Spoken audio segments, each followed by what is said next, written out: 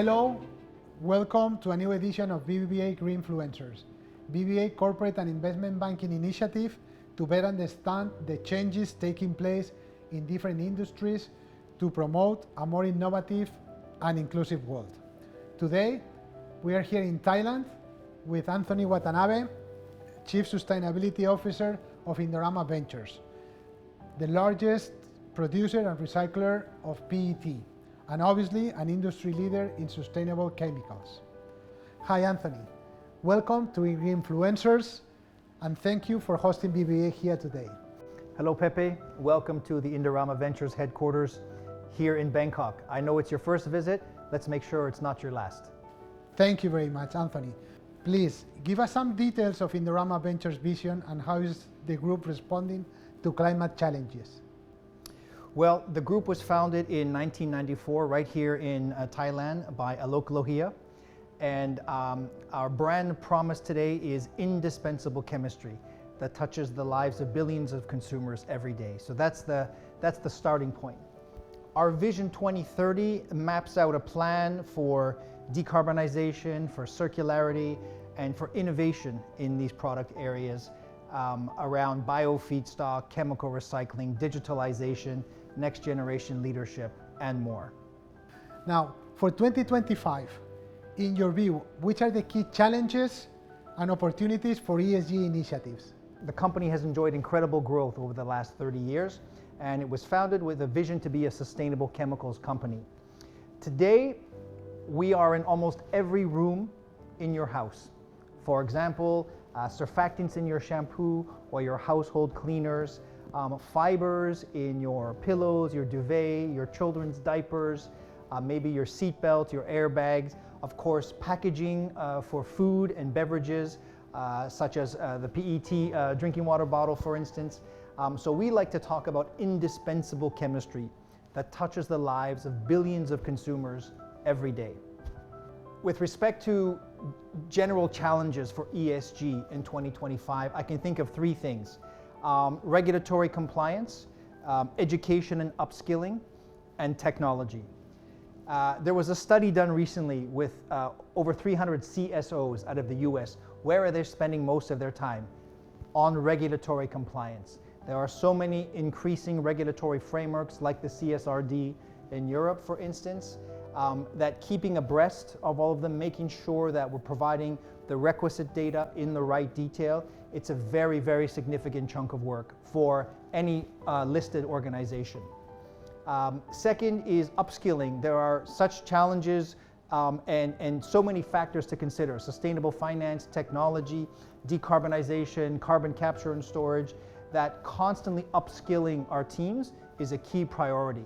So for instance, we have an online learning academy called the Sutainability Academy. It's well up and running now. We're adding new modules every year. We have a program that's just getting going, meant to embed sustainability at a manufacturing level. It's called Sustainability Excellence. That's in collaboration with our Lean Six Sigma division.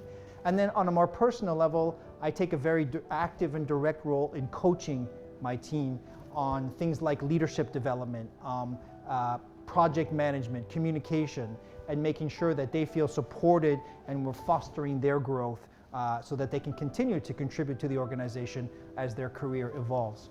And then finally, with respect to technology, in 2025 for ESG at a general level, I would say it's things like regulatory compliance, upskilling teams constantly, and then technology right-sizing. Anthony, give us some details on Indorama Ventures' vision and how is the group responding to climate change? Natural disasters are increasing in frequency and intensity around the world, and societies are feeling the impacts. Indorama Ventures as well. We are not immune to that. So as a part of our response to that, we've complemented our climate change mitigation activities around energy transition and recycling with an adaptation plan, a climate adaptation plan. This recognizes the increasing frequency of natural disasters and aims to prepare our manufacturing sites for resilience, to better weather those shocks and those storms, such that we can guarantee the continuity of our business, such that we can adapt if necessary and continue to supply our customers with leading sustainable products. In addition, our products, I mentioned, we aspire and work very hard to delight our customers with low carbon products for everyday use that meet their requirements. And that's a very rich, I would say, relationship that we have with many of the biggest brands in the world that we serve through Indorama Ventures. And now, focusing on Indorama Ventures in 2025, which are the main initiatives in terms of ESG? Sure, there's a lot to focus on for sure, but if I had to choose, let's say 3, Pepe, I would say our targets, I would talk about innovation, and I would talk about supply chain. So with respect to our targets, we've set decarbonization targets for 2025 and 2030. So for this year, we're working hard to meet our target of 10% reduction in GHG intensity and 10% renewable electricity consumption. We report on these regularly and transparently in our annual sustainability report and elsewhere. And this is in preparation for our more ambitious targets in 2030. With respect to innovation, one of the manifestations of that is certification, in this case specifically for bio-PET.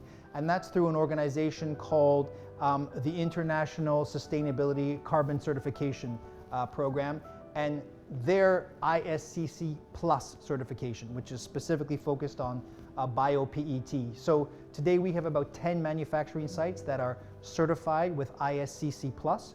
It's an assurance that we give to our customers, and we're now looking to scale that across other Indorama Ventures manufacturing sites. And then finally, supply chain is a very important one because it's a key step in setting a Scope 3 target. That is a major priority for most big companies today. And so we have a robust supply chain engagement program that's well underway. We've joined a chemicals industry initiative called Together for Sustainability, using the very well recognized EcoVadis platform. So that is a robust piece of work, and finance is a key enabler of that. So our partnership in Mexico with the sustainability linked supply chain program is a wonderful manifestation of that, and how we enable that for our suppliers and help them to help us so we can decarbonize together, so that Indorama then can help our customers with their Scope 3 emission reduction. Anthony, as an expert that you are in circular economy, how important is the circular economy to address climate change? It is a key input into addressing climate change.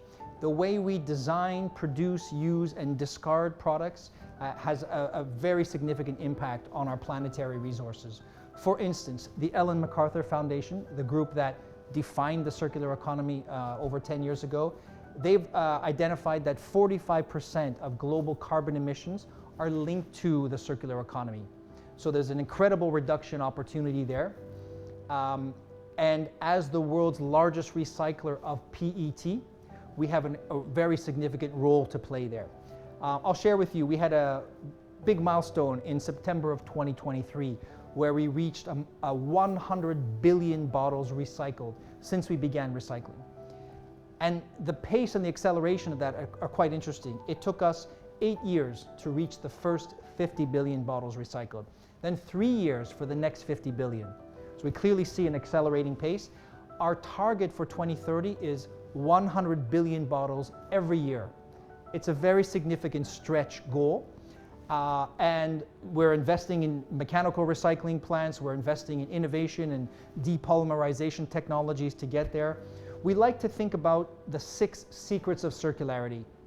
These are things like regulation, innovation, collaboration, education, infrastructure, and in the case of BBVA, finance, the ultimate enabler. So these are the drivers to transform a market to a circular economy, and Indorama is very active in all of these areas across many, many geographies to get to that 100 billion bottle mark by 2030.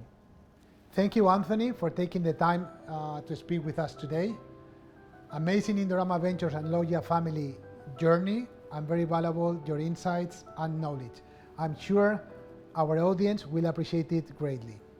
So, Anthony, I want to give you this recognition that accredits you and Indorama Ventures as green influencers. Thank you, Pepe.